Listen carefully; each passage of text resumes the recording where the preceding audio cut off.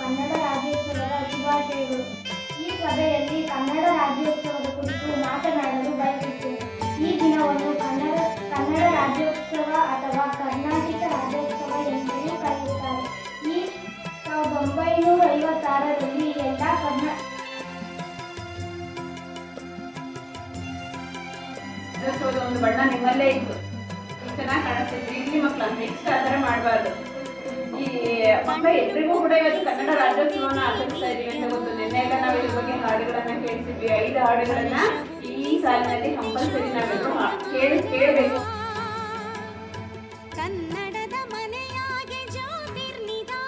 ಕನ್ನಡ ನುಡಿಯ ಸಿರಿಯಾಗು, ಕನ್ನಡ ಹಿರಿಮೆಯ ಮಗನಾಗು, ಕನ್ನಡ ನುಡಿಯ ಸಿರಿಯಾಗು, ಭಾರತ ದೇಶದ ಬಡವರ ಕಂಬನಿಯೊರೆಸುವ ನಾಯಕ ನೀನಾಗು, ಭಾರತ ದೇಶದ ಬಡವರ ಕಂಬನಿ. ಹೊತ್ತಿತೋ ಹೊತ್ತಿತೋ ಕನ್ನಡದ ದೀಪ, ಮುಗಿಯಿತೋ ಮುಗಿಯಿತೋ ಶತಮಾನಗಳ ಶಾಪ.